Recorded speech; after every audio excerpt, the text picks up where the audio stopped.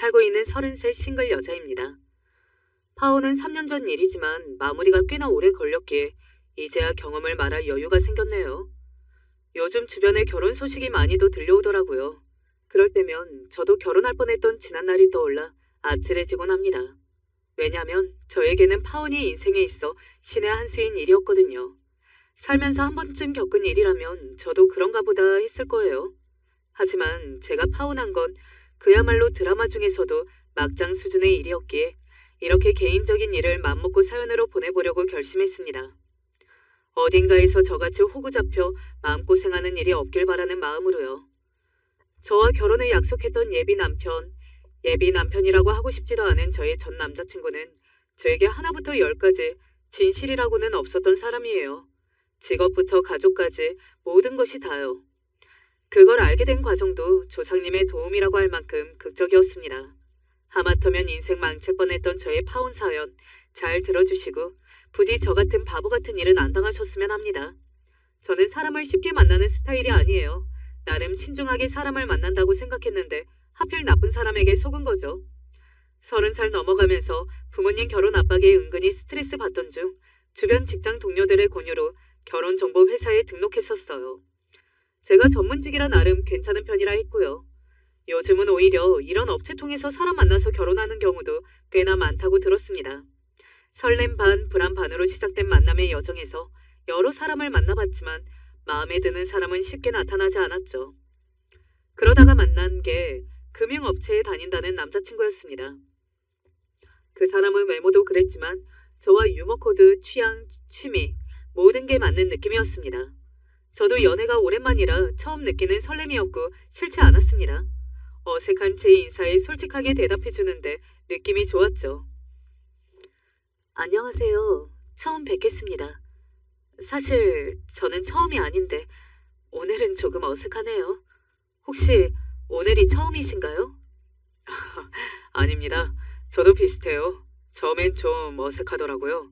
근데 오늘은 어쩐지 느낌이 좋네요. 대화는 어색한 인사로 시작되었지만 곧 취미와 관심사 이야기로 분위기는 화기애애해졌습니다. 저는 이미 그 사람에게 호감이 생겨버렸더라고요. 언변이 너무 좋은 사람이었고 매너가 좋아서 제가 홀딱 넘어간 겁니다. 게다가 관심사도 비슷했어요. 저는 주말마다 등산을 즐겨요. 운동도 되고 자연 속에서 스트레스도 풀리고 좋더라고요. 혹시 은영 씨는 등산 좋아하세요? 정말요? 저도 요즘 주말마다 등산 다니는 걸 즐겨요. 도봉산은 최근에 갔다 왔는데 가을 단풍이 너무 예쁘더라고요. 와, 이런 우연이. 저도 최근에 도봉산에 있었는데 혹시 우리 마주친 적이 있었던 거 아니에요? 이것도 인연이라면 인연인가요? 운동과 등산 같은 활동적인 취미도 같은 데다 식성도 비슷해서 대화가 너무 자연스럽게 이어지더라고요. 다른 분들과는 식사와 차까지 마치고 헤어졌지만 그 남자와는 다음 약속까지 잡게 되었습니다. 몇 번 더 만나게 되며 우리 둘은 자연스레 연애를 시작했어요. 그리고 몇 번의 데이트 후 더욱 가까워졌습니다. 저는 남자의 유머 감각과 다정한 모습에 점점 더 빠져들었고 조건만 놓고 봐도 우리 둘은 거리낄 게 없었습니다. 그러다가 어느 날 그 사람이 결혼을 전제로 만나자는 말을 하더라고요. 결혼정보업체를 통해 만났으니 당연히 결혼 전제로 만나는 건 맞죠. 하지만 만난 시간이 길지 않은데 확신을 가지고 결혼 얘기를 하길래 사실 살짝 놀란 건 사실입니다. 우리 이렇게 서로 잘 맞는 사람끼리 만나는 게 너무 좋네요. 은영 씨도 그렇죠? 제가 여자를 많이 만나보지는 않았지만 요즘 내가 이렇게 행복한 적이 있었나 싶을 정도로 설레네요. 은영 씨한테는 정말 고마워요. 이렇게 제가 만나자고 할 때 거절 안 하고 만나줘서요. 저도 그래요. 저도 솔직한 게 좋아요. 사실 저도 현우 씨가 호감이 있어서 만나자는 말에 응한 거고요. 그럼 은영 씨, 제가 돌려 말하지 않고 얘기할게요. 우리 결혼을 전제로 만나보는 거 어때요? 결혼이라니 벌써요? 우리 아직 몇 번 만나지도 않았는데요. 네, 제가 생각해봤는데 우리처럼 맞는 사람들이라면 결혼도 문제 없을 것 같아요. 저도 제가 이런 말 하게 될 줄은 몰랐습니다. 우리 결혼 전제로 만나봐요. 다른 사람 만나면서 괜히 시간 낭비할 필요 없잖아요. 어때요? 몇 번 만나지도 않았는데 결혼 얘기를 꺼내다니. 사실 저도 놀라긴 했습니다만 그 사람의 진심 어린 눈빛을 보고 고개를 끄덕였습니다. 그렇게 불같이 연애를 시작했고 그 시간 동안 다른 커플들과 별다를 거 없이 우리도 연애를 즐겼습니다. 그러다가 연애를 시작한 지 1년 정도가 지난 어느 날 남자친구는 정식으로 프로포즈를 했습니다. 저는 남자친구에게 프로포즈를 받고 행복한 결혼을 꿈꾸며 결혼 준비에 돌입하게 되었어요. 결혼을 결심하고 나서부터는 결혼 절차를 위해 한 가지씩 넘어야 할 산을 넘기 시작했습니다. 가장 먼저 할 일이 양가 부모님에게 인사를 드리는 일이었죠. 남자친구는 자기 부모님과 집안에 대해 미리 얘기해 준 게 있었어요. 저는 남자친구에게 얘기를 듣고 좀 부담스럽기도 했습니다. 말로만 들어도 좀 대단한 집안이라는 생각이 들었거든요. 선생님으로 재직하다 퇴직하신 우리 부모님과 아직 대학원생인 남동생이 있는 평범한 우리 가족과 달리 남자친구 부모님은 교수 집안에 자기 누나는 의사라고 하더라고요. 우리 부모님은 두 분 다 교수셨거든.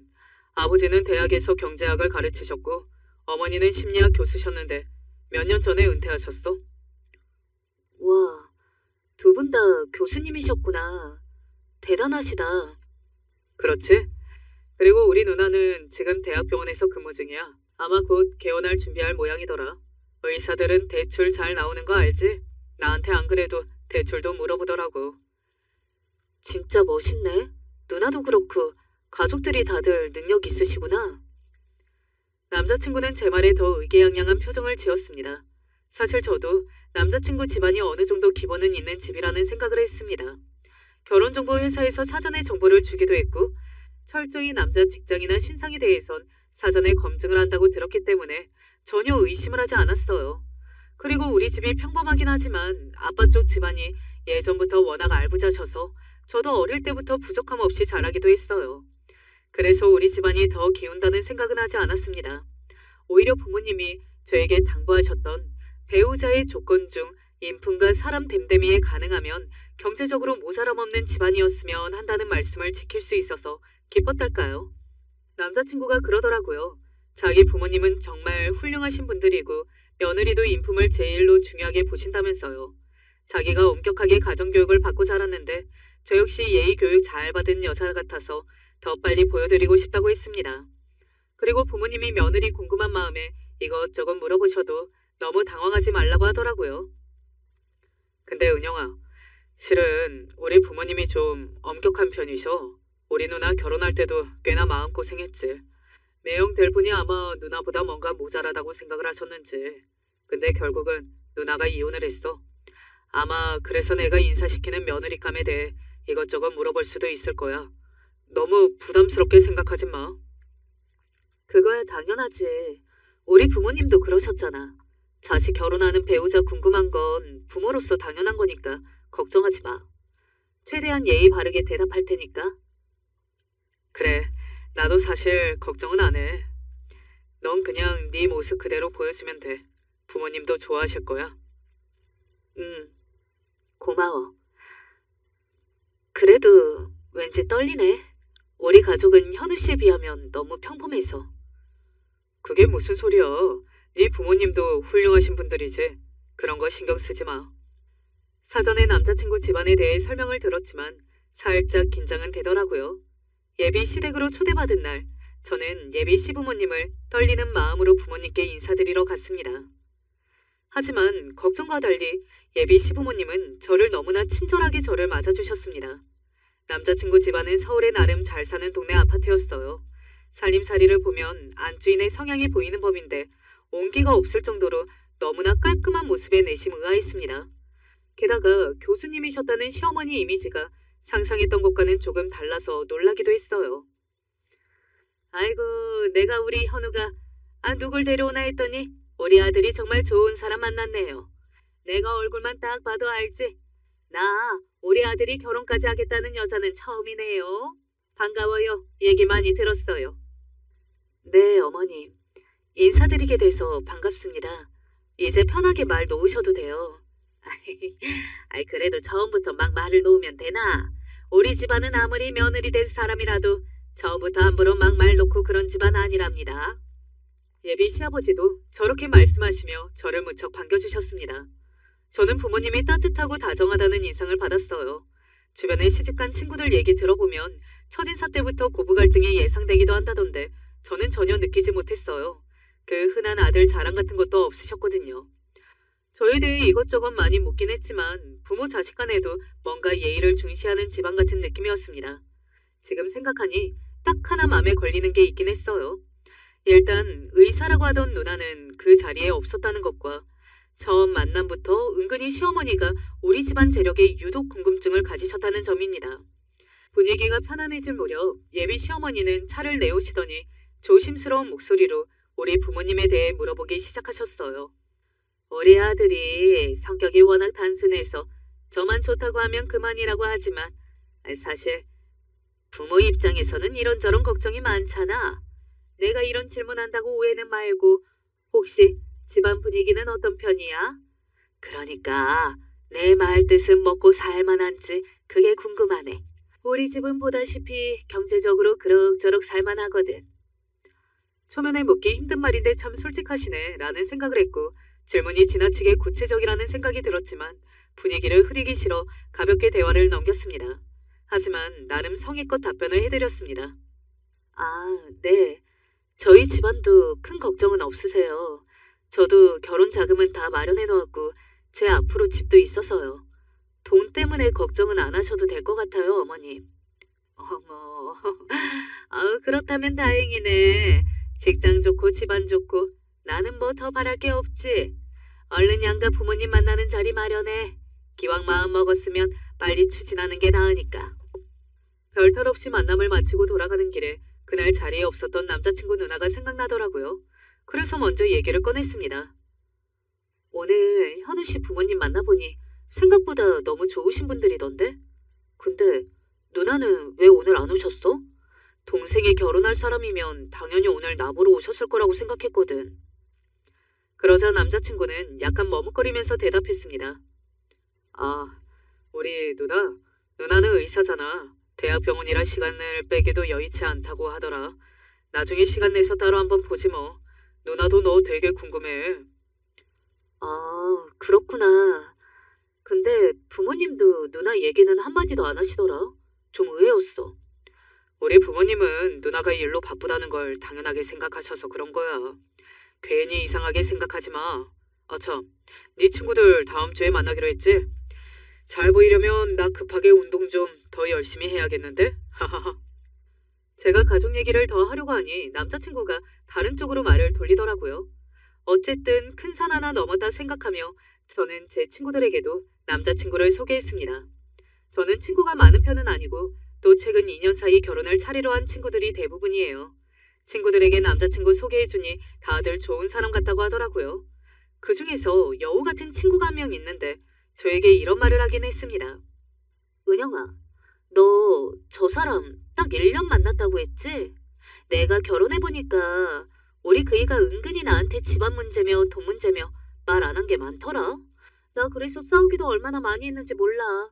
그러니까 너도 결혼 전에 확실히 그 사람 재정 문제건 집안 식구 문제건 다 확실하게 짚고 넘어가야 한다. 그 사람 정말 괜찮은 사람 맞지? 그럼 가족들은 이미 다 만났는걸. 아무 문제 없어. 재정적으로 서로 어려움 없는 것만 해도 걱정거리 하나도 없는 거라며. 내가 알아서 할 테니까 걱정하지 마. 네가 보니까 어때? 그래도 사람은 참 괜찮은 것 같지? 친구는 저를 툭 치며 웃더라고요. 그래, 내가 보니 너 신랑감 하나는 잘 만난 것 같다. 사람이 되게 호감형이네. 암튼 내 친구 결혼 축하한다. 저는 제 친구들에게 예비 남편을 소개한 건 물론 남자친구의 지인과도 여럿 인사를 했습니다. 그 자리에서 이상하다는 생각은 단 한 번도 해본 적이 없고요. 그 후 양가 상견례도 무사히 끝냈고 시댁에서 솔직하게 집은 결혼 후에 해주겠다는 쪽으로 말씀을 하셔서 제 명의 아파트에서 시작하기로 의논을 끝냈습니다. 돈 많다는 집에서 그것도 누나를 의사로 만든 집안에서 당장 아들 결혼시키며 집 해줄 돈이 없다는 게 좀 의아하다며 우리 엄마가 걱정하긴 했지만 어쨌든 예비 남편을 이미 사위로 마음에 들어하신 부모님은 큰 의심 없이 결혼을 허락하셨습니다. 사실 상견례 날도 누나는 병원 일로 바쁘다며 참석하지 않았어요. 신랑 쪽 가족들이 그 부분은 죄송하다며 일부러 안 나온 게 아니라고 양해를 구하더라고요. 저희 부모님은 의사 일하는데 바쁜 게 당연하다며 더 중요한 일이 먼저라며 괜찮다고 하셨습니다. 그 자리에서 결혼 날짜도 굳이 시어머니가 길일로 해야 한다고 하시더라고요. 다른 건 다 양보해도 날짜는 신랑 쪽 의견을 들어달라고 하신 탓에 겨우 석 달 후로 예식 날짜를 잡았어요. 그러다 보니 결혼 준비에 대한 마음이 급해졌죠. 남자친구와 결혼 문제를 상의하는데 결혼 자금을 물어보더라고요. 이미 결혼 비용은 반반으로 하자고 얘기를 마친 상황이었는데 의외의 말을 했습니다. 근데 은영아, 너 말이야. 당장 융통할 수 있는 결혼 자금이 얼마나 되는 거야? 현금으로. 어? 갑자기 그건 왜?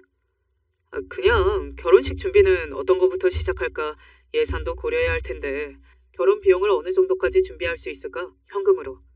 예식장 예약하고 드레스나 이런 것들 생각하면 비용이 꽤 나올 거야.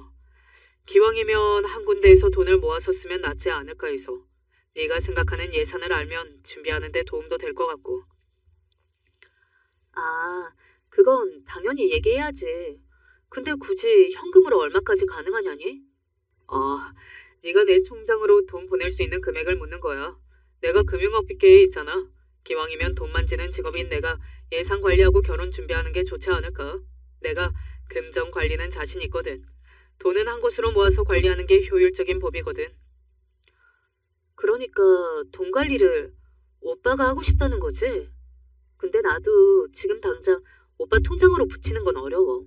적금으로 묶여있는 돈이 대부분이기도 하고 그리고 돈 관리라면 나도 누구한테 딸리지 않을 정도로 잘하는데 굳이 그럴 필요가 있나?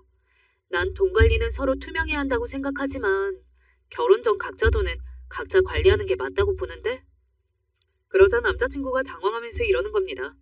아니, 내가 금융권에 일하잖아. 자금 관리하는 건 내 전문이야. 그리고 우리가 결혼할 거면 이런 부분에선 날 믿어줘야지. 갑자기 급발진하는 모습이 좀 이상하게 보였지만 일단 고민은 해보겠다 대답했습니다. 알겠어. 생각은 해볼게.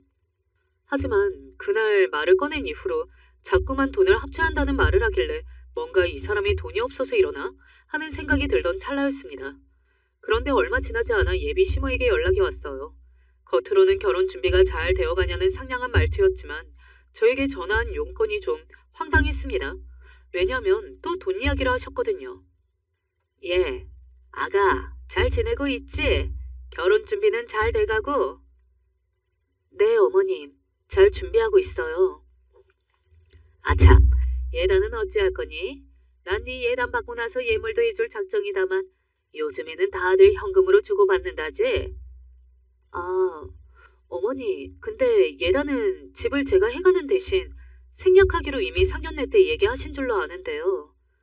제가 잘못 알고 있는 건가요? 이미 상견례 때 부모님들끼리 합의가 끝난 예단 예물 얘기를 꺼내시길래 저도 당황스러웠습니다. 하지만 어머니는 이런저런 돈 들게 많다며 나중에 집을 해줄 텐데 왜 그리 계산적으로 구느냐며 안 주고 안 받기 식으로 아들 장가 보내기는 싫다고 하시더라고요.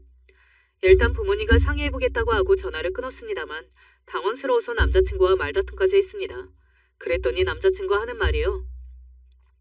은영아, 그냥 돈 1,000만 원 정도 작게 해드리고 서운함 안 가지게 하시는 게 어때? 우리 엄마도 아들 장가 보내면서 아무것도 없으면 서운하겠지.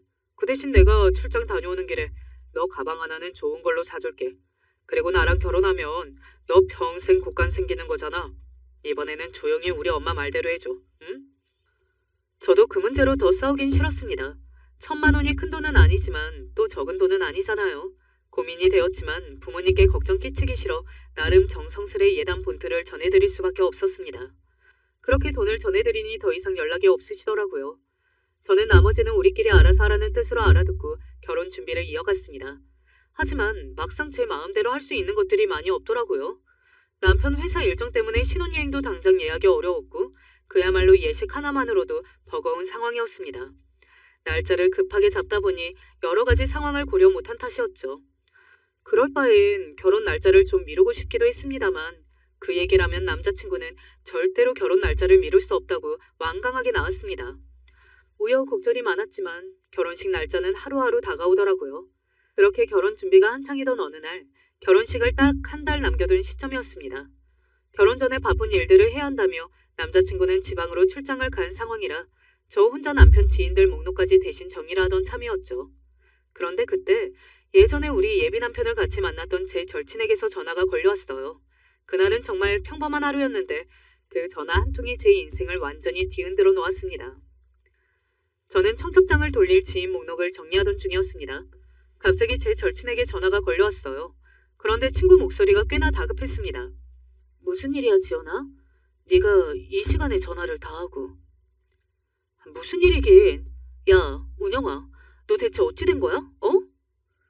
다짜고짜 어찌 된 일이냐고 묻는 친구에게 저는 도리어 무슨 영문인지 몰라 되물었습니다. 너야말로 갑자기 왜 그래? 나 아무 일도 없는데? 저기, 너 혹시 파혼했니? 파혼한 거야? 뭐? 얘는 갑자기 전화해서 그게 무슨 소리야? 나 결혼 준비 잘만 하고 있는데 지금 안 그래도 청첩장 목록 정리하고 있어. 근데 왜? 어디서 무슨 소리를 들었길래 뜬금없이 그런 말을 해? 친구는 얼토당토 않게 저에게 파혼했냐고 묻더라고요. 저는 당연히 아니라고 대답했습니다. 그런데 친구가 하는 말이 결코 예사롭지 않았습니다. 아, 대체 이게 무슨 일이라니? 내가 분명 본 사람이 네 남자친구가 맞는데. 저기, 은영아, 내가 하는 말 잘 들어. 나 오늘 남편 지인 결혼식이 있어서 결혼식에 다녀오는 길이었거든? 아, 근데 거기에서 네 예비 남편을 봤어. 나도 보자마자 너무 놀라서 믿기지가 않더라. 근데 내가 본 게 확실해. 분명히 네 예비 남편이었다니까. 저는 친구가 무슨 소리를 하는지 이해가 되지 않았죠. 무슨 말이야. 우리 결혼식은 바로 다음 달이잖아. 네가 다른 사람이랑 헷갈린 거겠지. 그 사람이 워낙 흔한 얼굴이라 네가 착각한 거 아닐까? 하지만 친구는 확신에 찬 목소리로 말했습니다. 절대 아니야. 네 예비 남편이 확실히 맞아. 세상에, 그 결혼식에서 신랑으로 입장하더라고. 절대 헷갈릴 리 없어. 내가 네 남자친구 얼굴 모를 것 같아? 내가 똑똑히 봤다니까. 내가 안 그래도 사진 찍어놓은 게 있으니까 보고 네가 한번 봐봐. 아무래도 은영아, 심상치가 않아. 너 큰일 난 것 같다. 친구의 말이 도저히 믿기지 않았어요. 하지만 친구가 보내준 사진을 열어본 순간 온몸에 소름이 돋았습니다. 사진 속에는 분명 나의 남자친구, 다음 달에 결혼을 하기로 한 나의 예비 남편이 다른 여자와 함께 손을 잡고 신랑 입장을 하는 모습이 뚜렷하게 찍혀 있었습니다. 이거 진짜야? 아니야. 다른 사람일 수도 있어. 얼굴이 닮은 거겠지. 저는 현실을 부정하고 싶은 마음으로 저리 말했습니다만 이미 눈은 이 사람이 맞다고 인식하고 있었어요. 아, 은영아, 그 남자 네 남자친구 맞아. 이름도 똑같더라. 지금 뭐가 어찌 된 건지 모르겠지만 당장 확인해 봐야 할 것 같아. 너 혹시 그 사람한테 돈 건네준 거 있어? 그랬다면 정말 큰일이다 얘. 저는 친구의 말에 충격에 빠졌습니다.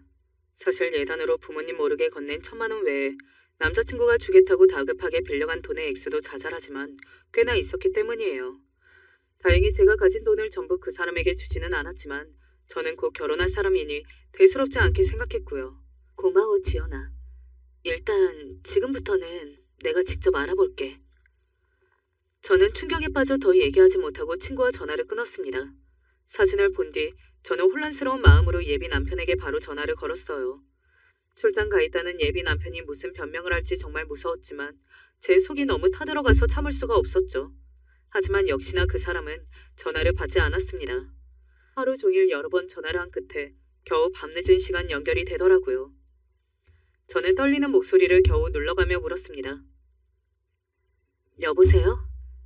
지금 어디야? 오늘 내가 여러 번 전화했는데 왜 그리 통화가 안 되는 건데. 그러자 남자친구는 도리어 저에게 짜증을 냈습니다. 나 일하는 중인데 그렇게 전화를 하면 어쩌냐? 임원들하고 술자리도 있어서 전화 받기 곤란했을 뿐이야. 근데 대체 무슨 일로 그렇게 전화를 수십 번이나 하는 건데? 짜증 섞인 투로 일하는 중이었다고 말하는 그 사람에게 저는 왠지 모를 환멸을 느꼈습니다. 전혀 당황하지 않은 척하며 태연하게 굴었습니다만 제 직감은 이 인간이 뭔가 숨기고 있다는 걸 느끼게 했죠. 저는 굳이 친구가 말한 사진 속 진실을 물어보지 못했습니다. 태연하게 거짓말을 하는 그 사람에게 더 이상 진실을 기대할 수 없겠다 싶더라고요. 저는 모든 걸 다시 알아내 봐야겠다고 마음먹고 전화를 끊었습니다. 저는 전화를 끊고도 한참 동안 멍하니 앉아 있었어요. 사진 속 남자가 내 남자친구일 리 없다는 부정을 하려고 했지만 생김새로 어찌 부정하겠나요? 그게 진실이지 뭐가 진실이겠습니까? 저는 고민하지 않고 바로 다음날 저에게 전화했던 친구를 만났어요. 친구에게 사진 속 남자가 내 남자친구가 맞다고 하자 너무나 황당해했습니다. 세상 좁다 했지만 어쩜 이런 일이 다 있냐? 은영아, 너 차라리 잘 된 거 아니니? 결혼식까지 했어봐. 그럼 너 더 큰일이었을 거잖아. 이거 분명 사기 결혼이다. 너 이제 어찌할 생각이야? 어쩌긴. 나도 나름 뒷조사를 해봐야지. 일단 너한테 도움을 좀 받을 수 있을까 해서 만나자고 했어. 네 오빠 경찰이잖아. 같이 만나러 가줄 수 있을까? 그럼 당연하지. 내가 도와줄게. 이건 네가 직접 확인해봐야 하는 일이야. 일단 그놈이 무슨 꿍꿍인지 하나하나 캐보자. 솔직히 말하면 저는 친구가 보내온 사진을 본 후에도 정말 믿고 싶지 않았습니다. 내 남자가 나와의 결혼을 준비하면서 다른 여자와 결혼식을 올리고 있었다는 사실을요. 하지만 그날 이후 진실을 찾아야겠다고 결심했어요. 그리고 진실이 얼마나 끔찍한지 깨닫는 데는 그리 오래 걸리지 않았습니다. 마침 경찰인 친구 오빠의 도움을 받기로 했습니다. 건너 변호사도 소개받게 되었죠. 저는 예비 시댁에 대해 조금 더 알아보기로 했어요. 제가 아는 정보는 남자친구 부모님이 교수라는 것과 누나가 의사라는 것뿐이었죠. 그런데요, 정말 충격적인 사실이 드러났습니다. 남자친구의 집안 배경을 조사하는데 남자친구가 말했던 부모님과 누나의 직업이 사실과 전혀 다르다는 것을 알게 되었기 때문입니다. 너 말한 대로 네 시부모님이 교수였다면 하다못해 이름이라도 나와야 하잖아. 근데 아무것도 없더라. 그 사람들 네 남자친구 부모가 맞긴 한 거니? 그럴 리가. 설마 가족도 속인 거라고? 사람이 그렇게까지 누굴 속일 수가 있는 거야? 속이려고 맘먹으면 못할 것도 없지. 그리고 의사라는 누나도 이상해. 그런 사람 이름으로 근무하는 병원이 아예 없는데? 너 그 집안에 인사도 갔다면서. 두말할 것 없어. 나랑 같이 가보자. 말도 안 돼. 그럼 다 거짓말이었다는 거야? 나한테 대체 왜 그런 거지? 왜긴 이 순진한 거사. 돈 때문이지 돈. 이 여자 저 여자한테 이런 식으로 돈 뜯어내는 게 목적인 사람들이니까. 결정적으로 제가 직접 인사 갔던 예비 시댁 주소로 찾아갔을 때 모든 게 드러났습니다. 그 집은 남자친구의 가족이 사는 곳이 아니었어요. 그 집에 찾아가 문을 두드리자 전혀 본 적 없는 사람이 문을 열어주더라고요. 여기가 혹시 김현우 식댁 맞나요? 네? 그런 사람은 없는데. 이 집은 주인이 단기로 임대를 주는 집이라서요. 저도 지난주에 들어왔는데 그 전에 살던 사람인가요? 아무튼 그런 사람은 지금 여기 안 삽니다. 저는 그 말을 듣고 경악을 금치 못했습니다. 어쩜 이런 노력까지 하면서 사람을 속일 수가 있을까 싶어서요. 제가 알고 있던 그 사람에 대한 모든 정보가 거짓이었다는 사실을 그제야 깨달았죠. 남자친구는 처음부터 저를 속이고 있었던 거예요. 심지어 그 인간 부모님이라고 했던 사람들은 실제로는 그와 아무 관계도 없는 사람이었습니다. 저는 급히 결혼정보회사에 연락해 상황을 설명하고 따져 물었습니다만 회사에서도 모르는 눈치였습니다. 아마 학력과 신분이 모두 위조되었는데 몰랐던 것 같더라고요. 그 사람이 근무한다는 금융기관에도 연락해봤지만 당연하게도 남자친구는 그 회사에 근무는커녕 알고 보니 건물 경비를 3교대 하던 용역 직원이었다는 사실을 알게 되었습니다. 이미 여러 번 문제를 일으켜 퇴사까지 했고요. 이름만 진짜였고 회사 사원증과 다른 사람의 재직증명을 감쪽같이 도용했다는 사실도 밝혔어요. 야, 네 남자친구 정말 대단하다. 금융권 근무는커녕 사기 사건으로 경찰에 잡힌 적도 있더라. 고소 기록이 그대로 남아있어. 정말이야? 아니, 그럼 그 인간이 여자나 등쳐맞는 사기꾼이 정말 맞는 거지? 보니까 과거에 여자들에게 접근해서 돈을 빌리고 갚지 않은 사건이 몇 건 있었더라. 사기지 뭐. 까딱했으면 아마 너도 그 중에 한 명이 될 뻔한 거야. 그제야 모든 게 이해됐어요. 결혼 준비를 핑계로 저에게 돈을 한꺼번에 모으자고 했던 것도, 엄마라는 사람이 저에게 예단비를 요구한 것도 전부 계획된 사기였던 겁니다. 저는 분명 금전적인 피해를 보았으니 피해자는 맞는 셈이었죠. 친구에게 모든 걸 얘기하니 바로 고소 진행하고 손해배상 소송도 걸자고 노발대발하더라고요. 아무튼 이 모든 건 친구와 오빠의 도움이 없었다면 알지 못했을 사실이었습니다. 저는 결혼을 꿈꾸며 남자를 믿었던 제 자신이 너무 바보 같았고 또 분노가 치밀어 올랐어요. 어쩜 사람을 이런 식으로 농락할 수 있을까 해서요.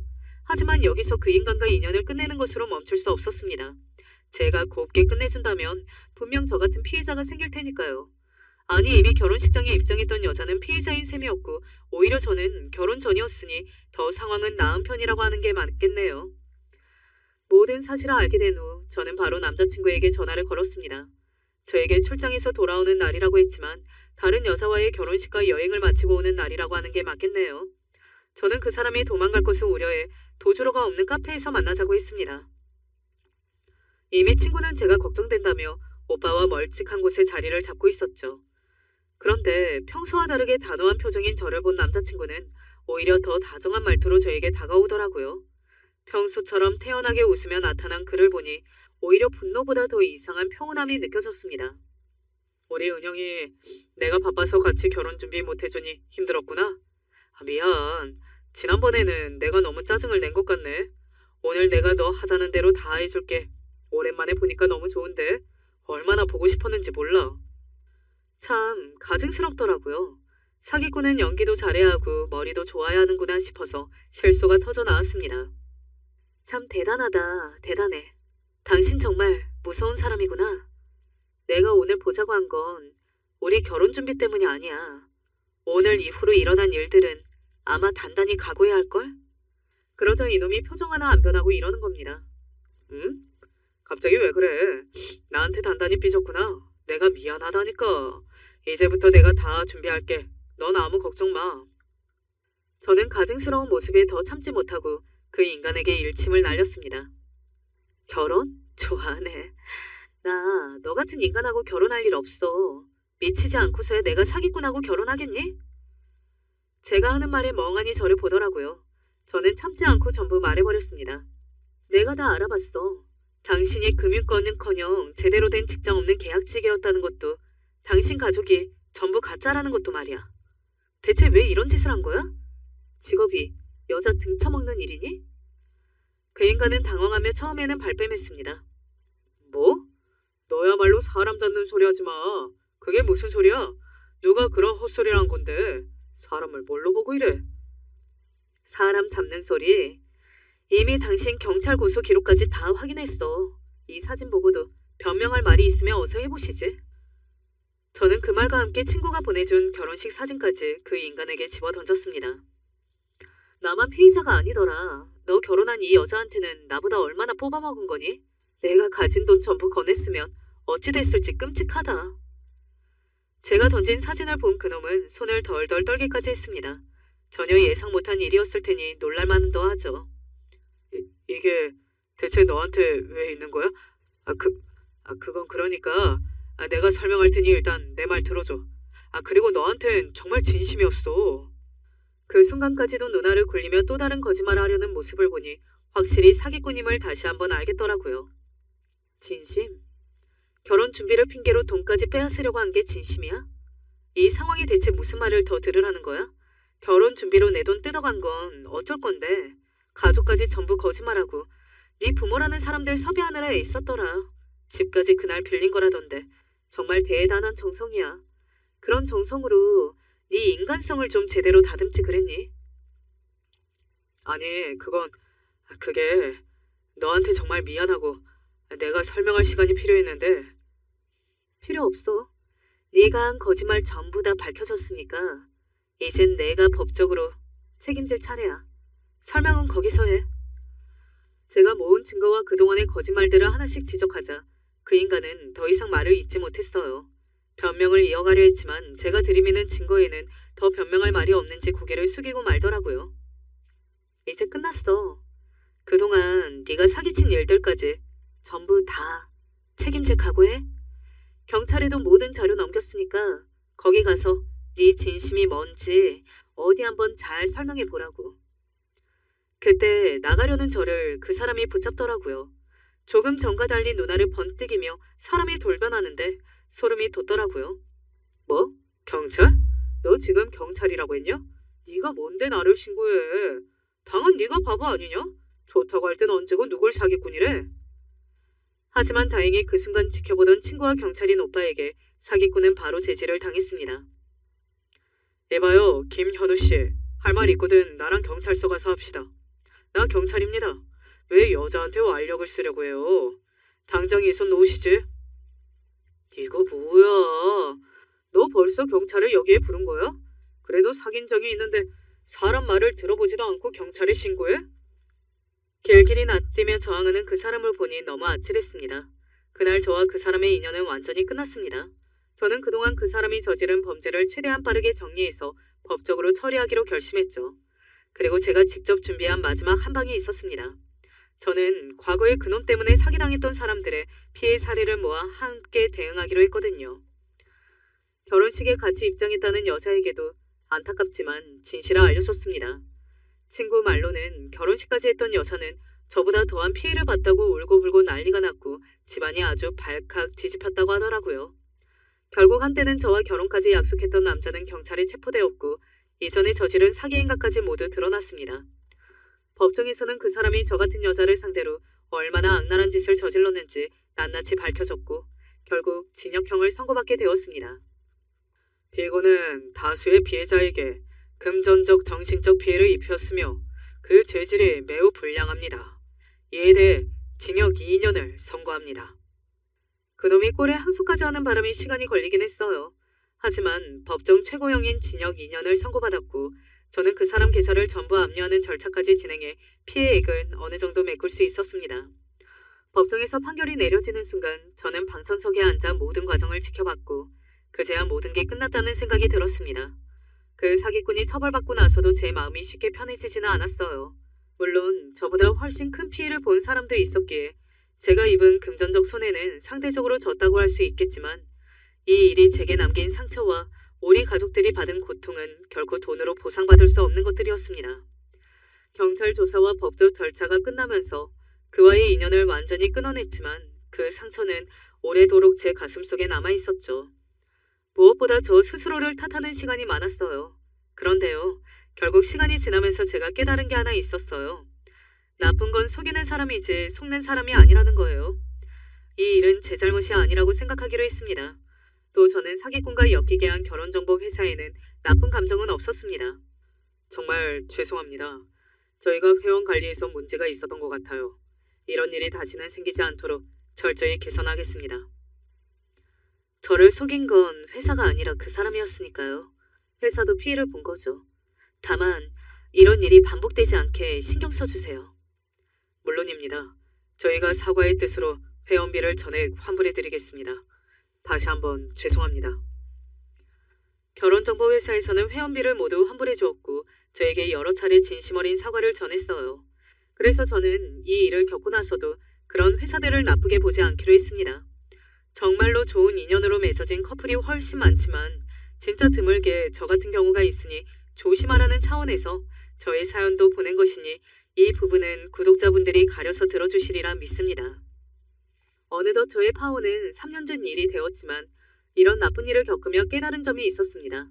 사기꾼이 제 삶을 망쳐놓으려고 했던 순간에도 끝까지 제가 싸울 수 있었던 건 제 주변 사람들 덕분이었죠. 가족들과 친구들이 없었다면 저도 무너졌을 거예요.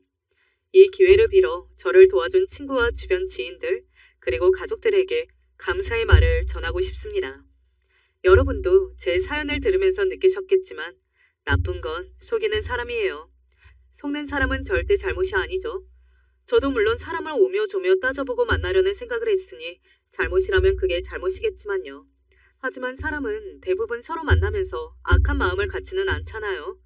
그러니 그 사기꾼에게 속은 저 자신을 더 이상 자책하지는 않으려고 마음먹었습니다. 중요한 건 그런 경험에서 배우고 다시는 같은 실수를 반복하지 않으려 노력하는 거라고 생각해요. 저도 이제는 과거에서 벗어나 좋은 사람을 만날 수 있겠죠. 구독자분들이 많이 응원해주시고 부디 왜 그랬냐는 악담보다는 그래도 잘 마무리했다는 덕담을 해주시면 많은 힘이 되겠습니다. 저희 사연 들어주셔서 감사해요. 자식 농사만큼 세상에 힘든 게 없다고 하는데 아이들 어릴 땐 그것도 다 남들이 그냥 하는 말인 줄 알았어요.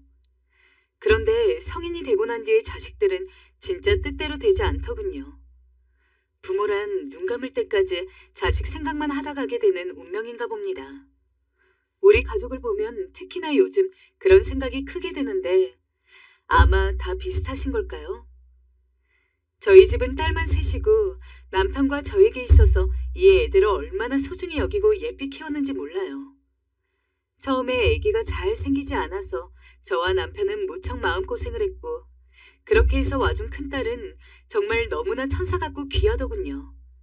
저를 꼭 닮았기도 했고 어렵게 얻은 아이라서 그런지 애틋함이 컸어요. 그 뒤로 얼마 되지 않아 둘째가 태어났는데 힘들게 낳은 큰아이 뒤로 생각보다 금방 찾아와 주었기에 그 또한 얼마나 고마웠는지 몰라요. 얼마 안 있어 셋째 딸까지 낳고 우리 부부는 정말 너무나 행복했어요. 그런데 큰딸과 막내딸 사이에 껴있는 둘째의 생각은 좀 달랐던 것 같아요. 둘째가 제 언니나 동생을 어찌나 질투하던지 툭하면 언니 것을 빼앗거나 막내에게 심술을 부리는 모습이 많이 보였어요. 언니만 이거 공주옷 가지고 있잖아. 나도 줘. 내 것도 달라고. 유나야, 이건 언니 거야. 유나는 저번 달에 사줬잖아. 싫어. 달라고. 주란 말이야. 사줄 때까지 나 뗐을 거야. 어렸을 때도 그랬지만 커서도 그랬어요. 공부도 아주 잘하는 편이었고 얼굴도 예쁘고 키도 크고 어딜 가나 눈에 띄는 둘째는 이미 많은 부분에서 인정을 받고 있었는데요. 그럼에도 불구하고 집으로만 들어오면 여지없이 짜증을 낼 때가 많았고 심술도 곧잘 부리곤 했어요. 저야 제 딸이니까 이런 걸 감안하고 설득하고 있지만 남들 눈에는 그렇지 않을 것 같아서 몇 번 야단도 많이 쳤어요. 유나야, 언니 거에 욕심내지 말라고 했지. 왜 언니 물건을 훔쳐가? 그럼 못 써. 아껴 쓰고 언니 배려할 줄도 알아야지. 그리고 저번 달에 선생님한테 전화 왔는데 너 짝꿍 물건 뺏었다며. 내가 언제? 잔소리 듣기 싫어. 그만해. 뭐? 엄마 말이 잔소리로 들려? 네가 지금 잘못한 부분에 대해 이야기해주는 거잖아. 말꼬리 좀 잡지 마. 나 나갈 거야. 그런데 딸아이는 제가 야단을 쳐도 소용이 별로 없었어요. 그저 다 잔소리로 받아들였고 혼나고 나면 엄마가 자기를 미워한다고 방 안에 들어가 엉엉 울기 바쁘더군요. 도대체 어떻게 훈육을 해야 하는 건지 키우기가 너무 힘이 드는 아이였어요. 아이 셋을 키우면서 고루고루 있을 수 있는 고생의 분량을 둘째에게 다 몰아서 썼다고 해도 과언이 아닌데요. 진지하게 얘로 인해서 너무 힘들다고 느꼈던 시기가 있었고 그런 생각을 하는 자체로 죄책감을 느꼈던 적이 있었어요. 바로 사춘기 무렵 둘째가 집을 나가버려서 종족을 감췄을 때의 일인데요. 당시 아이를 찾느라 온 넋이 나가 있었던 저는 겨우 동네 파출소에서 연락을 받게 되었고 힘들게 둘째 딸을 데려오려는데 글쎄 저를 보자마자 손을 뿌리치는 게 아니겠어요? 그러면서 하는 말이 정말 보자 하니 안 되겠다 싶더군요. 이게 뭐야? 나 데려오면서 그냥 왔어? 차라도 끌고 왔어야지. 다리 아파. 뭐라고? 너 이놈의 기집애가 지금 그게 엄마한테 할 소리야? 그래, 할 소리다. 아니 차도 안 끌고 오면 어떡하라는 거야? 나 걸어가기 싫어. 당시 둘째 딸은 집을 멋대로 나가버리곤 사흘이 넘도록 연락이 되지 않았고 저는 온갖 애간장이 다 타서 없어질 정도로 바닥이 나 있었어요. 겨우 연락을 받고 뛰어온 제 엄마 마음도 모르고 차를 끌고 오지 않아서 또 자기를 걸어가게 만든다는 둥 고생을 시킨다는 둥 하니 어이가 없더라고요. 이렇게 된 배경에는 당시 딸이 다니던 학원 친구들 영향이 컸어요.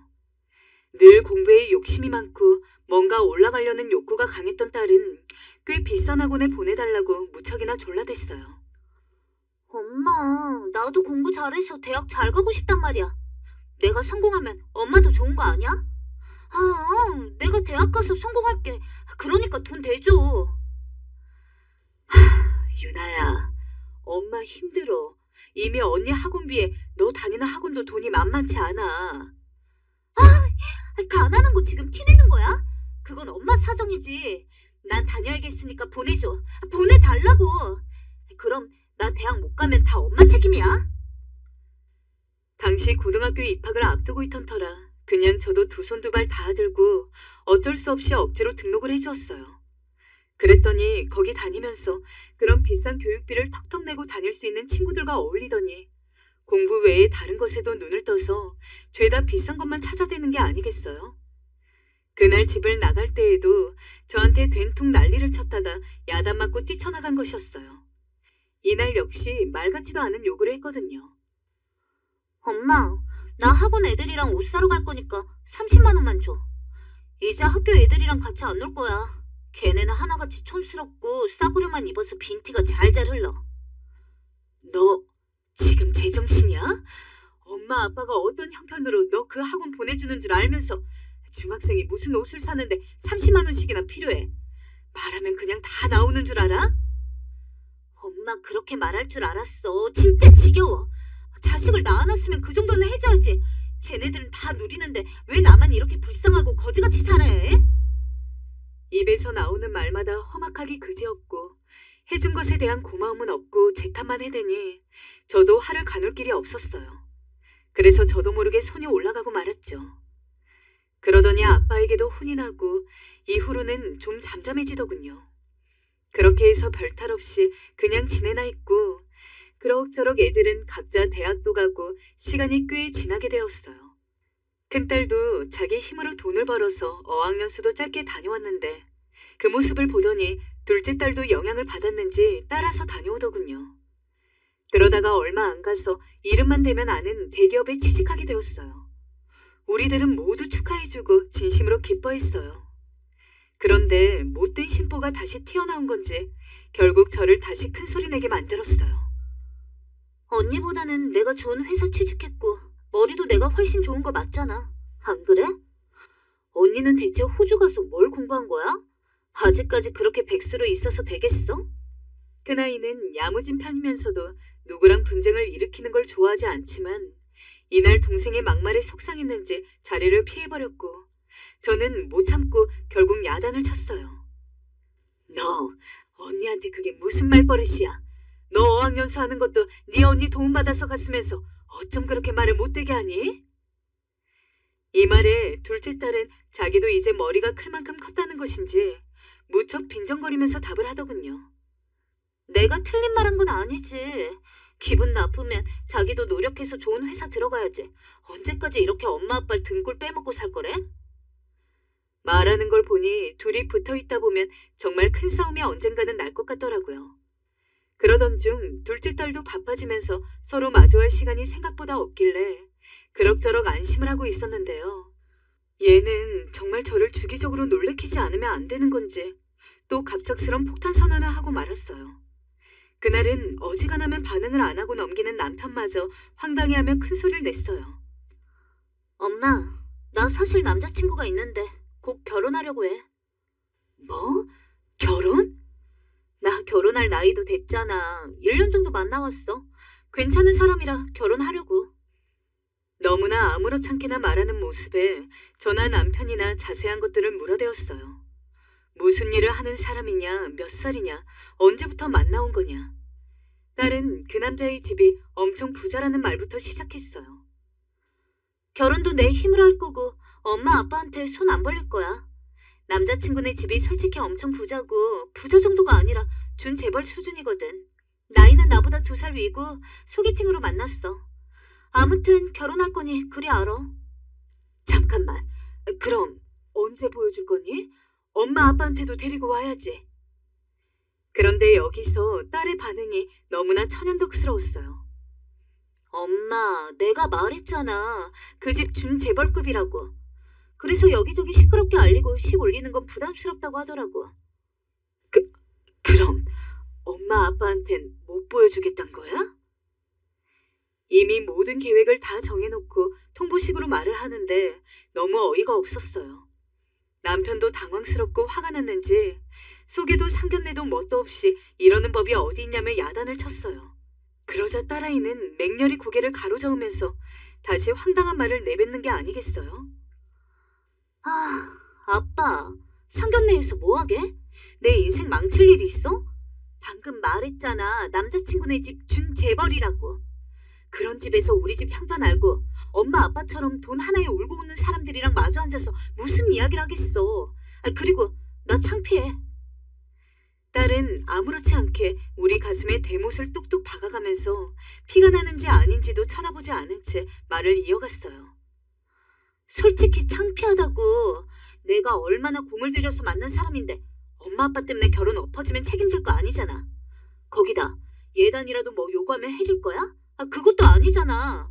그냥 내가 알아서 좋은데 시집 간다는데 그것까지도 왜 망치려고 들어? 아무튼 내가 엄마 아빠한테 손 안 벌리고 시집 가니까 엄마 아빠도 돈 굳은 거고 좋잖아. 평소 같으면 야단을 냈을 남편이 딸이 속도 조절 않고 마구 던져대는 총알 같은 말을 듣고도 이후엔 침묵하더군요. 버릇없이 저렇게 중요한 일을 처리해버린 딸도 기가 막혔지만 듣는 내내 저나 남편이나 이렇다 쉽게 반박할 말을 찾기도 어려웠어요. 그런데 생각해보면 우리가 그렇게 딸을 경제적으로 고생시켰는지도 잘 모르겠습니다. 아이 하나도 아닌 셋을 낳아서 키웠지만 적어도 30평대의 집에서 5 식구가 살았고 예민한 둘째가 매번 난리를 치는 바람에 아이 셋 한 번 옷을 물려가며 입힌 적도 없었어요. 아이들이 중학교 갈 무렵부터 저도 다시 일했고 그래가면서 교육비며 생필품이며 부족하지 않게 되려고 얼마나 애를 썼는지 몰라요. 그런 모습을 알아주었던 큰딸은 제 힘으로 벌어서 어학연수도 다녀오고 막내딸 역시 이제 엄마 아빠를 편하게 해주고 싶다면서 장학금을 받겠다고 열심히 했고요. 그런데 어쩌면 그 중에서도 매번 짜증을 내는 통에 받은 게 더 많다면 많은 둘째 딸이 그렇게 집이 가난하다는 양, 거지 같다는 양 온갖 분노를 퍼부어대니 이해가 안 갔어요. 도대체 어디서부터 잘못된 건지 우리가 이 아이에게 뭘 그렇게 잘못했나 싶더군요. 그런데 그 소식을 들은 첫째 딸이 평소 조용하다 둘째 딸을 불러 야단을 쳤습니다. 너 어떻게 엄마 아빠한테 그럴 수 있니? 뭐 우리가 창피해서 우리 존재를 숨겨? 그렇게 그 남자랑 결혼을 하고 싶니? 아니 이건 네 인성에 문제가 있는 거야. 언니도 어이없다. 언니 할 일이나 잘해. 내 인생 함부로 코치하려 들 생각하지 말고. 그리고 그런 준재벌급 집안이랑 비교당하면서 언니 그 자리에서 앉고 있고 싶어? 언니 빈티 나는 거 티 낼 일 있어? 난 우리 엄마 아빠 평소에 입고 다니는 것도 창피한 사람이야. 그런데 어떻게 우리 시댁 어르신들을 뵙게 해? 저도 참지 못했지만 첫째는 그 자리에서 정말 못 참겠는지 그대로 손을 올려 둘째를 때리려 했어요. 겨우 제가 나서 말리긴 했지만 둘째는 그 와중에도 웃음을 터뜨리며 조롱을 멈추지 않더군요. 대체 제가 배 아파 낳은 제 딸이 맞긴 한 건지 순간 너무나 혼란스러워졌습니다. 그 후 둘째 딸은 그렇게 우리에게 선전포고를 해버리곤 이런저런 말도 없이 결혼식을 올려버렸고 우리 가족은 그저 멍청이 앉아서 그냥 소식만 듣게 되었어요.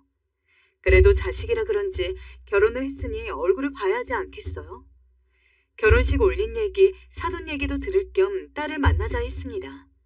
그런데 딸이 저에게 그러더군요. 전화로 이런 말을 하는데 정말 옆에 있었으면 뺨을 한 대 때렸을지도 모르겠어요. 엄마도 아마 예상은 했겠지만 나 결혼하고 한동안은 연락 못할 것 같아. 왜? 바빠질 것 같아서 아무래도 신혼집 살림 꾸미고 하면.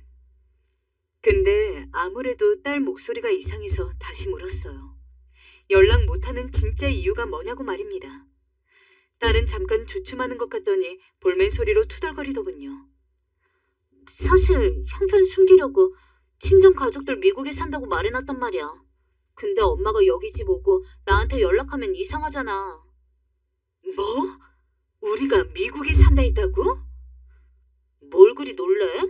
내가 엄마 아빠한테 돈을 달라는 것도 아니고 돈 없는 친정 창피해서 연락 먼저 하지 말아달라는데 그 정도는 할 수 있는 거 아니야? 아무튼 그리 알아.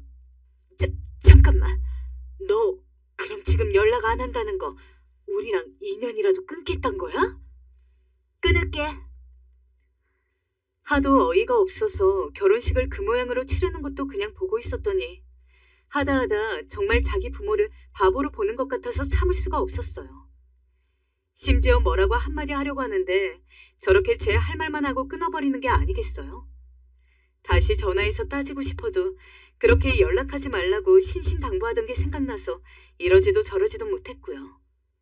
이 이야기를 들은 남편은 이제는 비어있는 둘째 딸 방에 들어가더니 한참을 조용히 있더군요. 저 역시 온갖 애증이 있지만 그러면서도 속상하고 내 자식이니 어디 가서 욕할 수도 없고 답답한데 그렇게 둘째를 예뻐했던 남편은 더더욱 이 상황이 견딜 수가 없었을 거예요. 그리고 남편이 조용히 울먹이며 말하더군요. 우리에게 자식은 첫째와 막내뿐이라고 생각합시다. 이게 다 우리가 잘못 키운 탓인데 누굴 탓하겠소? 남편의 눈가에 눈물이 고였는데 저는 정말 처음으로 남편의 눈물을 본 거였어요. 그리고 남편의 눈물을 보자 덩달아 저도 눈물이 고여 그만 엉엉 울고 말았습니다. 대체 우리가 무슨 죄를 지었길래 이러는 거예요? 얘가 여보, 나 진짜 너무 억울하고 분해요. 어쩜 우리한테 이럴 수가 있어요? 바닥을 치며 오열하는 저를 첫째가 끌어안아 주었지만 그마저도 위로가 되지 못했어요. 그날은 그렇게 울다 지쳐 잠에 들었고 차라리 둘째를 잇는 게 제 정신건강에 좋을 것 같아 최대한 생각하지 않으려 했어요. 어쩌다 우리 가족들 사이에 둘째 이야기가 나와도 서로 약속이라도 한 듯 입을 다물곤 했죠. 그러던 어느 날 큰애가 이런 말을 했어요. 엄마, 그래도 곧 연락 오지 않겠어요? 자기도 시집은 가고 싶고 남자는 붙잡고 싶고 그래서 그런 마음에 그냥 한 소리일 거예요. 철 들면 용서 빌러 올 거예요. 그러겠지? 그런 거겠지? 네, 엄마. 그러니 너무 마음 쓰지 말아요. 큰애는 알고 있었을까요? 전 당시 큰애의 저 말에 고개를 끄덕이며 우리 둘째 곧 연락 올 거라고 그렇게 믿고 있었어요. 미운 자식이긴 하지만 언젠가 제게 용서를 빌며 돌아올 거라고 생각했답니다. 솔직히 이런 시기가 길어질 거라고 상상도 못했어요. 그런데 둘째는 그렇게 1년이 지나고 2년이 지나고 점점 세월이 흘러도 실제로 연락이 없었어요. 여보, 그냥 우리가 먼저 연락해보면 안 돼? 애가 죽었는지 살았는지는 알아야 하잖아. 됐어. 우리 버리고 간 자식 뭐 좋다고 먼저 연락해. 당신 하기만 해봐. 어느 날엔 제가 참다 못해 남편에게 이리 말하긴 했지만 남편은 그때마다 절대 안 된다고 했어요.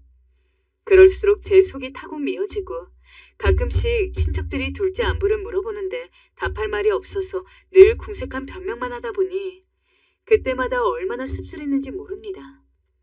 가끔 남편이 우라가 치밀어서 둘째에 험담을 하기도 했지만 다 부질없는 짓이었기에 그대로 받아들이는 수밖에 없었어요. 하지만 결국 제가 참지 못하고 딸아이의 친구들을 만나게 되었어요. 딸아이한텐 친구가 많지 않았는데 그나마 정기적으로 계속 연락을 하는 친구였어요.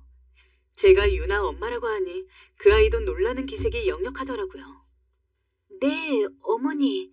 근데 무슨 일로? 다름이 아니고 혹시 우리 유나 소식 알고 있나 해서 말이야. 내가 유나랑 요즘 연락이 안 된다. 그런데 그 얘기를 듣더니 그 아이가 한숨을 푹 쉬며 그러는 게 아니겠어요? 걔가 어머니한테도 그랬어요? 대단하네요. 그게 무슨 말이니? 걔 저희 친구들이랑도 다 연락 끊었어요.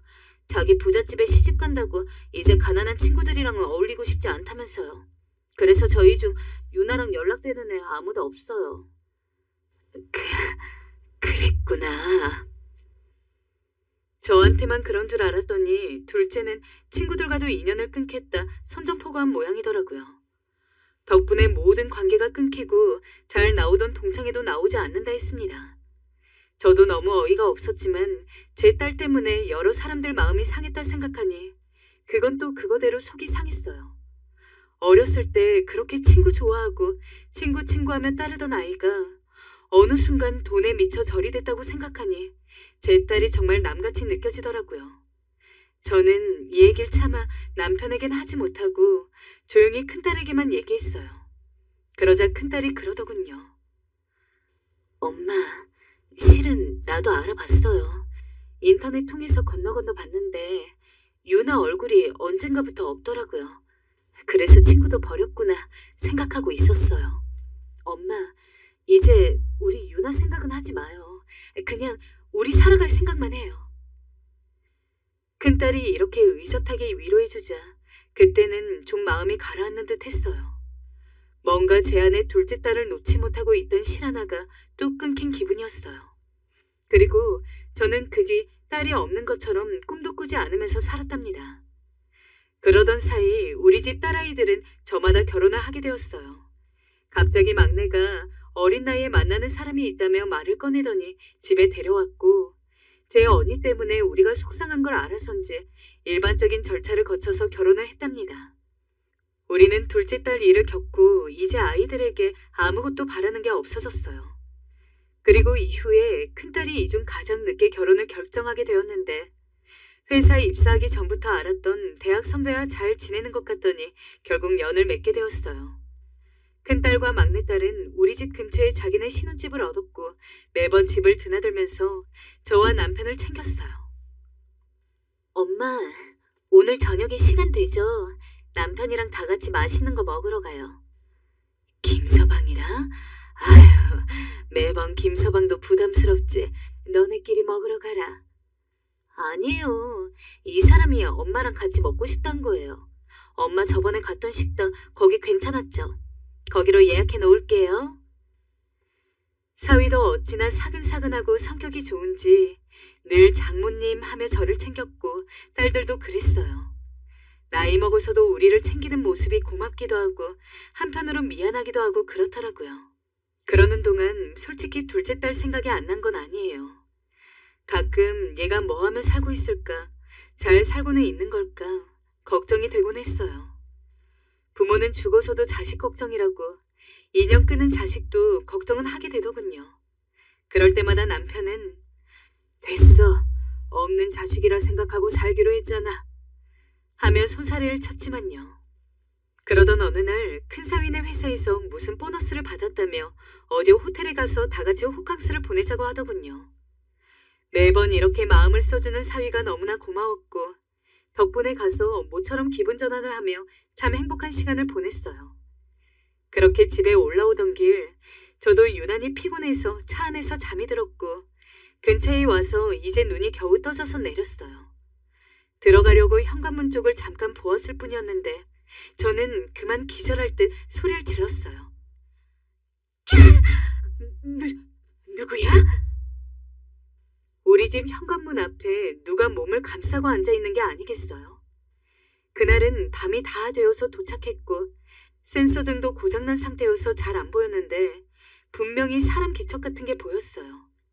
근데 갑자기 엥 하면서 애기 우는 소리와 함께 그 형체가 훅 하고 일어나더니 툭 말을 내뱉더군요. 엄마, 너 유난히? 엄마, 나 배고파.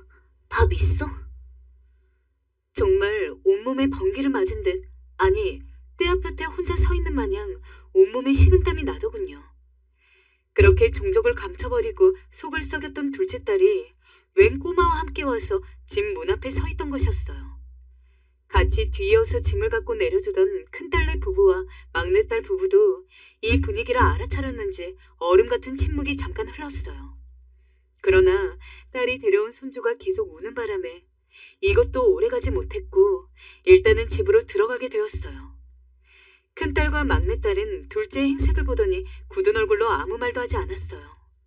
그렇게 제 엄마 아빠가 불쌍하다며 자식으로 치지도 말고 잊어버리라고 우리를 그렇게 달래주었으니 저렇게 싸한 반응이 나올 만도 했어요. 그래도 어쩌겠습니까? 부모 마음으로는 그렇게 자식을 쉽게 내칠 수가 없었고 저렇게 얼굴색도 나빠지고 초라한 행색으로 애까지 낳아서 안고 온 걸 보니 할 말이 없었어요. 엄마, 미안해. 나 밥 좀 줘.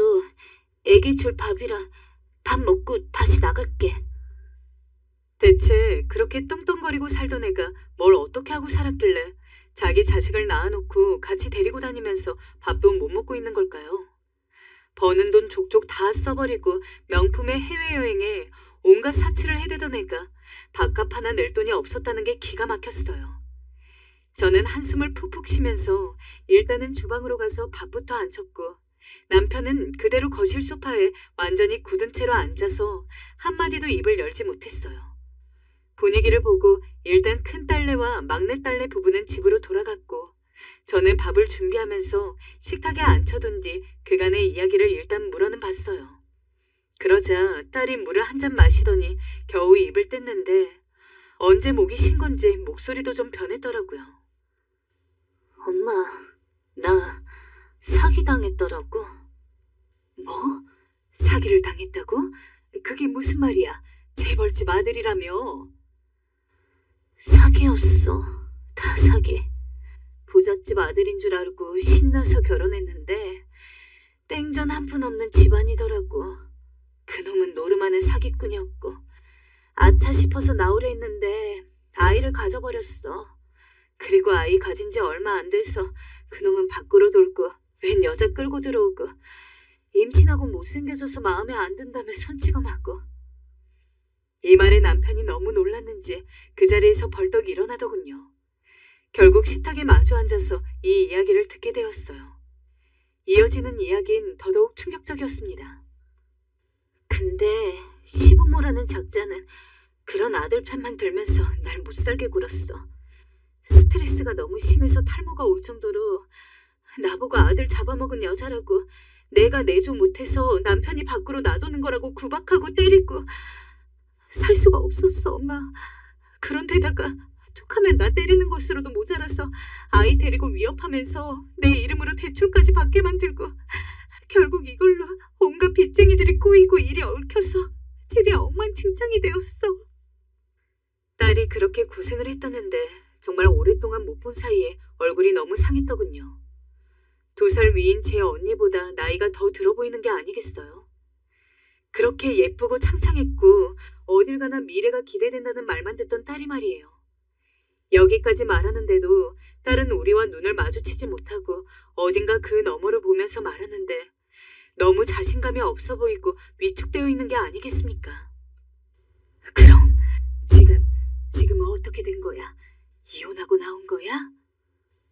응, 증거 자료 모아서 겨우 이혼하고 전 남편은 교도소에 가 있어. 이혼할 때도 그놈이 놔주려 하지 않아서 거의 빌다시피 해서 도망 나온 거야. 짧다면 짧은 시간 내에 어쩜 이렇게 인생이 꺾일 수 있는 건지 말이 나오지 않았어요. 한부모 가정을 돌봐주는 기간이 있어서 좀 떠돌긴 했지만 집 생각이 계속 났고 얼마간 우리 집을 저 넘어서 훔쳐보았다고 하더군요. 자기 언니나 동생은 제대로 가정을 잘 이뤄서 왔다 갔다 하는 걸 봤다고 하던데 상황이 점점 궁핍해지고 도저히 어떻게 할 수가 없어서 결국 이렇게 왔다고 하는 것입니다. 엄마, 아빠, 미안해. 그냥 다 미안해. 내가 잘못했어. 이러면서 엉엉 우는데 어떻게 그 말을 받고 대꾸를 해줘야 할지 저도 무척이나 비참한 기분이 되어버렸어요. 남편은 못 견디겠는지 그 자리에서 벌떡 일어났고 온갖 복잡한 얼굴을 하고선 고성을 지르더군요. 여기가 네 맘대로 들어오고 나가는 곳이냐? 나갈 땐 언제고 지 애미애비 가슴을 그렇게 찢어놓고 살 거면 제대로나 살았어야지 꼴이 그게 뭐야? 아빠, 미안해. 내가 다 잘못했어. 언니한테도 동생한테도 엄마한테도 다 미안해. 내가 못된 딸이야. 그렇게 예뻐했고 안고 다니던 둘째 딸이 나가버린 뒤 남편은 계속 술만 마셔왔어요. 그리고 저한테 내색은 않으면서도 가끔 덥다 춥다 다른 데 가서 자야겠다며 비워둔 둘째 아이 방에 가서 자곤 했어요. 그때 흐느끼는 걸 저는 모른 척하는 수밖에 없었고요. 아빠와 딸의 관계는 또 다르겠지, 또 다른 애틋함과 정이 있겠지 싶었으니까요. 그랬기에 아마 남편은 이때 온갖 감정들이 밀려오며 주체를 못했을 거예요. 그렇다고 해도 남편이 이후에 한 행동에 저나 딸이나 둘 다 놀래서 굳어버렸어요. 안 그래도 지쳐 보이는 딸이었는데 대뜸 뺨을 세게 찰싹 올려붙이는 게 아니겠어요? 아빠. 이 못난 놈의 자식! 처음엔 황당했고 이 사람이 왜 이렇게까지 하나 싶었지만 쏟아대는 말이 끝으로 갈수록 엉키면서 울음으로 바뀌는 걸 보니 할 말이 없었어요. 그렇게 남편은 옷을 걸쳐 입고 나가버렸고 이후에 저에게 머리 좀 식히고 오겠다며 문자가 왔어요. 딸은 그렇게 쥐죽은 듯 우리 집에서 지냈고 큰딸과 막내딸은 저에게 대강 설명을 듣고선 말을 잇지 못하더군요. 제 아무리 미운 동생과 언니였다지만 그리 살았다고 하니 나름 핏줄이어서 그런지 마음이 편치 않았나 봅니다. 그리고 알지 못한 사이 생뚱맞게 할머니가 되어버린 저는 너무 오랜만에 접해보는 육아라서 그런지 이것저것 챙기고 신경을 쓰게 되더군요. 둘째도 나름 고생을 하며 느낀 게 많았는지 여기서 나갈 때까지만 봐달라며 최대한 제 손이 안 가게 하려고 했고요. 그러던 차에 남편이 저녁 무렵 갑자기 들어왔어요. 일순간 저나 딸이나 긴장을 하게 되었고 굳어있는 남편의 얼굴을 보니 멈칫하게 되더라고요. 주방에서 음식을 준비하고 있던 우리에게 저벅저벅 걸어오더니 갑자기 딸에게 이렇게 말하는 게 아니겠어요? 이 사람이 대체 왜 이러나 싶어 빤히 쳐다보았어요. 유나, 너 노래 불러봐라. 그거 과수원길. 혹여나 또 야단 맞거나 타박을 받게 될까봐 긴장하고 있던 딸도 당황해서 대묻더군요. 하지만 남편은 막무가내로 계속 부르라는 게 아니겠어요? 이쯤 되니 저도 뒷짐을 지고 왜 저러는지 지켜보게 되더군요. 얼른 불러봐. 과수원길 그 있잖아. 동구밭 하고 시작하잖아.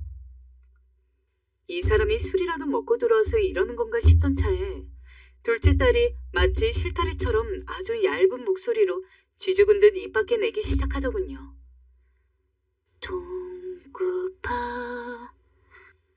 목소리도 떨리고 눈치를 보면서 한참 제 아빠를 쳐다보는데 끊어질 듯 이어질 듯 떠듬떠듬거리는 그 광경을 어찌 보고 있어야 하는지 몸둘 바를 모르겠더라고요. 남편은 그대로 멍하니 딸에게 뜬금없는 노래를 시켜놓고 그대로 듣고 있었어요. 멈춰야 되는지 해야 되는지 눈치를 보고 있었지만 하도 자기를 주시하고 계속 듣고 있는 아빠를 보니 부를 수밖에 없었나 봅니다.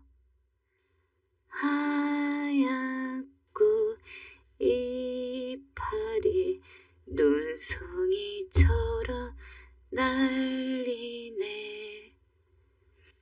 그러다가 멈추려고 하니 남편은 계속 부르라며 고갯짓을 하고 딸은 어쩔 수 없다는 듯 결국 끝까지 부르게 되었어요. 그런 모양새를 보고 있자니 왠지 모르게 저는 웃음이 나더군요. 이게 참 뭐하는 모습인 건지 아주 기묘한 풍경이다 싶었어요. 그런 상황에서 노래 부를 마음도 할 타이밍도 아니었지만 어찌되었건 어릴 적 매번 부르던 노래라 가사를 다 기억하고 부르긴 하더라고요. 그렇게 끝을 맺고 나니 몇 초간 어색한 침묵이 흘렀고 그러고 남편이 입을 떼었는데요. 그 말에 그만 저도 얼굴이 일그러지고 말았어요. 유나야, 너 6살 때 이 노래 아빠랑 맨날 불렀지. 네가 이때 얼마나 예뻤는지 아냐? 그냥 노래 부르면서 우리가 박수만 쳐주면 그렇게 행복해하고 웃고 아빠랑 엄마가 네 그런 모습 보면서 키웠어. 이제 그만 고생하고 그때 모습처럼 착하고 순수했던 모습으로 살면 안 되냐? 그게 그렇게 어려운 거야? 아빠. 딸은 그만 우악 소리를 내면서 얼굴을 가렸고 바닥에 주저앉아서 통곡을 했습니다. 남편이 어설프게 한두 걸음 다가서더니 잔뜩 말라 뼈밖에 없는 딸의 가녀린 어깨를 안고 고개를 들지 못하더군요. 그렇게 둘이 한참을 안고서 울고 있는데 저도 어찌나 눈물이 나던지 감정을 주체하기가 힘들었어요. 나중에 이야기를 들어보니 잠깐 집을 비우고 어머니 댁에 가 있었던 남편은 둘째 딸아이가 그 모양으로 들어와서 온통 만신창이가 된 모습만 생각했다고 합니다. 그러면서 어릴 적 자기 손을 잡으면서 불렀던 그 노래가 불현듯 생각났고 이미 저렇게 다 커버린 딸이지만 그 노래를 꼭 듣고 싶다는 생각을 했더랍니다. 그 모습이 미친 듯이 그리워서 말이에요. 그렇게 애지중지 키웠던 자식이니 우리를 버리고 갔어도 우리는 자식을 끊을 수 없었고 다시 돌아와도 저렇게 아직도 6살 애마냥 품에 안게 되는 게 부모인가 봅니다. 그렇게 엉겁결에 부른 딸의 노래를 듣고 나니 이제 다른 건 다 필요 없고 여전히 부모 자식 관계로 딸아이 얼굴을 보면서 살 수 있으면 좋겠다는 감정만 밀려왔다고 하는데요. 저 역시 남편과 크게 다른 생각이 아니었기에 우리는 그대로 둘째를 품게 되었어요. 그리고 그 나쁜 놈이 딸의 명의로 받은 대출도 모두 갚아주었습니다. 하지만 사정을 알게 된 막내딸은 언니를 받아들이기 힘들어했어요. 엄마, 우리가 왜 언니를 받아줘야 해? 우리 먼저 버린 사람이잖아. 우리가 왜 그래야 하냐고. 언니, 입이 있으면 말해봐. 언니가 그럴 자격이 된다고 생각해? 둘째 딸은 그저 고개를 푹 숙였어요. 그런데 그때 큰딸이 나서 둘째를 감싸더군요. 그만해라 미나야. 유나도 많이 힘들었잖아. 충분히 세상살이 할 만큼 했고 밖에서 이미 고되게 힘들었을 텐데 우리 가족마저 책짓질 해야겠어? 받아들이는 게 힘들다는 것도 이해해. 그럼 받아주지 말고 그냥 그대로 둬. 어쨌든 이건 엄마 아빠의 결정이잖아. 하지만 셋째는 첫째의 말에 더 빈정이 상했는지 그대로 집을 나갔고 한동안 연락이 없었어요. 늘 제게 미주알 고주알 자기 얘기를 했던 셋째가 연락이 없자 남편도 티내진 않았지만 걱정이 많은 듯 했어요. 셋째의 연락이 없자 평소 잘 모였던 가족 식사도 없던 일이 되어버렸고요. 둘째가 들어오자 그렇게 저희 집에 예상치 못한 균열이 생기더군요. 그러던 어느 날 둘째가 제 방문을 두드렸어요. 엄마, 나랑 얘기 좀 할 수 있어요? 무슨 일이니? 나 다른 게 아니고 미나랑 좀 풀고 싶어서 엄마가 도와줄 수 있어? 어떻게 풀려고? 사실 걱정이 되었어요. 둘째 딸 성질만큼 셋째도 만만치 않았거든요. 괜히 역효과만 날까봐 걱정이 되었는데 둘째가 자기가 알아서 할 테니 옆에 있어만 달라고 부탁을 하더군요. 무슨 계획인지 들어보니 당시 셋째가 하는 식당이 있었어요. 그런데 거기 식당 영업이 끝나면 조용히 셋째를 찾아가 이야기를 해보겠다고 하더라고요. 저는 알았다 하고 둘째를 따라 식당으로 따라가게 되었어요. 가는 길 내내 일이 잘 풀릴까 싶어 가슴이 조여왔죠. 미나야, 나야. 뭐야 갑자기? 언니가 여길 왜 왔어? 미나야, 내가 너한테 그건 언니 노릇 제대로 못한 거 알아. 나 그건 너무 형편없는 언니였지. 미안해. 근데 미나야, 내가 여기 오늘 온 건 그거 알고 있다고 진심으로 사과하고 싶어서 왔어. 둘째는 그 말을 하면 눈물을 멈추지 못했고 막내도 나름대로 쌓인 감정이 있었는지 둘째 말을 들으면 눈물을 떨어뜨렸습니다. 바로 두 아이가 화해하진 못했어요. 둘째가 노력을 하더라고요. 아무 말 없이 셋째 가게에 가서 일 도와주고 하면서요. 그렇게 둘은 화해했고 다시 저희 집은 가족 모임을 할 수 있게 되었어요. 기특한 건 큰딸이 자기가 하고 있는 부업들이라도 둘째에게 가르쳐주겠다며 최근에 뭔가 같이 작업을 하고 있더라고요. 그러다 둘째가 어느 날 제게 그러더군요. 그 말에 울지 않을 수 없었는데요. 엄마, 나 요즘 새삼 사는 것 같았고.